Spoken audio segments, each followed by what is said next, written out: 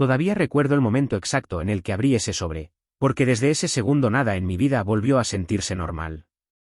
Todo empezó un martes completamente ordinario, de esos días en los que no esperas que pase nada importante. Y yo estaba sentado en la pequeña cocina de mi apartamento en Madrid con un café frío en la mano cuando sonó el timbre. No esperaba a nadie, así que dudé un segundo, pero luego me levanté y abrí la puerta. Había un mensajero allí, sosteniendo un sobre blanco sin logotipos, con mi nombre completo escrito en tinta negra. Al principio pensé que era un error, porque no parecía oficial, no había sellos ni marcas. Solo mi nombre y una dirección de devolución que no reconocía. El mensajero se fue antes de que pudiera preguntar nada, y me quedé ahí parado con el sobre en la mano, sintiendo una presión extraña en el pecho, como si mi cuerpo supiera que aquello era importante antes que mi mente. Cerré la puerta, volví dentro y me senté en la mesa sin quitarme la chaqueta. Solo giraba el sobre entre las manos, intentando entender quién podría enviarme algo así.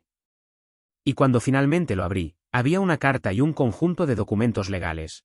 Y la primera línea me dejó completamente paralizado porque mencionaba un nombre que no había escuchado en años. Mi tío Ernesto. Lo extraño es que ni siquiera sabía que había fallecido. Perdimos el contacto con él hace casi 10 años después de una discusión familiar enorme que nunca me explicaron. Del todo.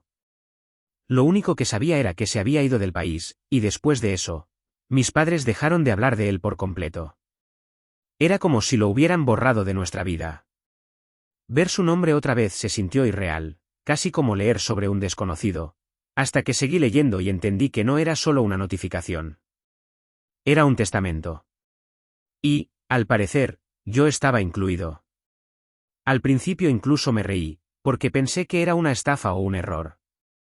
Recuerdo decir en voz alta, esto no tiene sentido, ¿por qué alguien que apenas recuerdo me dejaría algo a mí? Revisé incluso el sobre otra vez por si había otro nombre parecido, pero no, era claramente el mío. La carta decía que debía acudir al despacho de un abogado en el centro de Madrid al día siguiente si quería escuchar la lectura completa del testamento, y eso era todo. Sin explicaciones, sin contexto, nada más. Esa noche apenas pude dormir. No dejaba de intentar conectar los puntos en mi cabeza, pensando si mis padres sabían algo y nunca me lo dijeron, o si era algún asunto familiar antiguo que había olvidado. Pero cuanto más lo pensaba, menos sentido tenía. A la mañana siguiente fui igualmente a la dirección, aunque una parte de mí todavía creía que todo sería un error. El despacho estaba en la tercera planta de un edificio antiguo del centro, pasillo silencioso, puerta de madera pesada, de esos lugares que ya imponen respeto antes de entrar. Cuando entré, una mujer vestida de negro levantó la vista y me preguntó mi nombre. Cuando lo dije, simplemente asintió como si ya me estuviera esperando. Me pidió que me sentara y esperara al abogado. Y fue entonces cuando me di cuenta de que ya había otras 2 personas allí, desconocidos, con la misma expresión de confusión que seguramente yo tenía.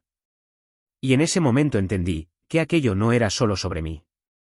Algo mucho más grande estaba a punto de ser leído en voz alta, algo que nos conectaba a todos, y yo no tenía idea de por qué. Cuando finalmente entró el abogado en la sala, no perdió tiempo en formalidades. Simplemente abrió una carpeta gruesa y nos miró a los 3 como si fuéramos piezas de algo que llevaba tiempo encajando. Nos pidió confirmar nuestros nombres uno por uno, y cuando llegó a mí, se detuvo una fracción de segundo, como si revisara algo, y luego dijo simplemente, sí, coincide con lo que tengo aquí. Entonces explicó que todos estábamos conectados por la misma persona, mi tío Ernesto, pero no de la forma que yo imaginaba. No era solo un familiar con el que habíamos perdido contacto. Había construido una vida completamente separada después de irse, y ninguno de los que estábamos allí conocía la versión completa de esa vida. Las otras 2 personas resultaron ser mi primo Adrián, a quien apenas recordaba de niño, y una mujer llamada Sofía, a la que nunca había visto en mi vida. Y entonces el abogado dijo algo que dejó la sala completamente en silencio. Dijo que Ernesto había creado un negocio de inversiones privadas en el extranjero, y con los años había crecido hasta convertirse en algo mucho más grande de lo que cualquiera en la familia hubiera imaginado. Tenía propiedades, cuentas y participaciones en empresas de las que la mayoría de la gente nunca oiría hablar, y legalmente todo debía distribuirse según su testamento. Y entonces volvió a mencionar mi nombre. Aparentemente, no estaba incluido solo por razones emocionales. Yo era uno de los herederos principales. Al principio pensé que había oído mal, porque no tenía sentido.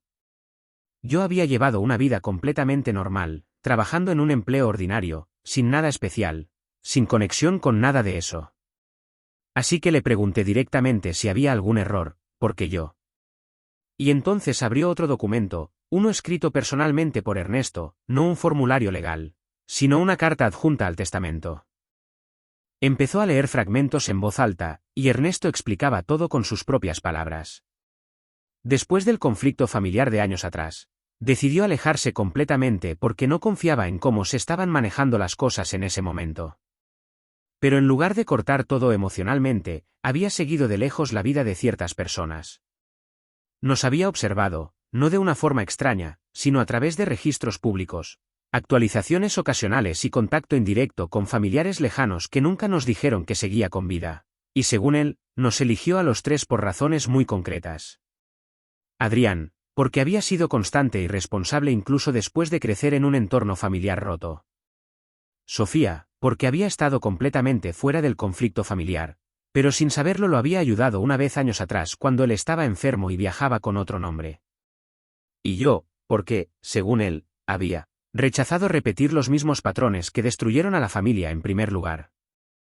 Recuerdo que me quedé sentado intentando procesar esa frase, porque era demasiado específica, como si él hubiera sabido cosas de mi vida que yo nunca le conté a nadie. Entonces el abogado explicó la parte práctica. No íbamos a recibir todo de forma individual ni inmediata. Había condiciones. Teníamos que reunirnos, gestionar la herencia juntos durante el primer año y tomar decisiones importantes por unanimidad. Si nos negábamos, todo sería donado a una fundación que Ernesto ya había creado. En ese momento Adrián reaccionó de inmediato diciendo que no quería nada con condiciones, y Sofía se quedó en silencio, mirando los documentos como si intentara decidir si todo aquello era real. Yo no dije mucho al principio, porque todavía estaba atrapado en la idea de que ese hombre, que había sido casi un fantasma en nuestra historia familiar, había organizado todo con tanta precisión. Cuando la reunión terminó, nos dieron copias de los documentos y nos dijeron que volviéramos en una semana con una decisión. Fuera del despacho el ambiente era incómodo. Nadie sabía muy bien qué decir. Adrián dijo que probablemente lo dejaría pasar. Sofía hizo algunas preguntas sobre la estructura legal, y yo simplemente escuchaba. Pero había algo que no dejaba de dar vueltas en mi cabeza. Si Ernesto realmente nos había estado observando desde lejos, entonces, ¿por qué yo? No me sentía especial, no sentía haber hecho nada que justificara algo tan grande. Esa noche no podía dejar de pensar en ello, así que volví a leer la carta. Y había un detalle pequeño que no había notado antes. Mencionaba un lugar específico, una casa antigua a las afueras de la ciudad de Toledo, una casa que solo había visitado una vez cuando era niño. Al final de la carta decía que, si quería entender su decisión por completo, debía ir allí solo antes de tomar cualquier decisión final. Así que 2 días después conduje hasta ese lugar. La casa era más vieja de lo que recordaba, medio vacía pero aún en pie. La puerta estaba abierta, lo cual me pareció extraño, pero cuando entré todo estaba en silencio salvo por el crujido del suelo bajo mis pasos. En la mesa del salón había una pequeña caja sellada con mi nombre. Sin cerradura, solo mi nombre escrito con la misma letra de la carta. Dentro había fotografías antiguas y un dispositivo de audio. Cuando lo reproduje, escuché su voz por primera vez en años. Explicaba que la razón por la que me eligió no tenía que ver con dinero ni logros, sino con un momento concreto, cuando yo era adolescente.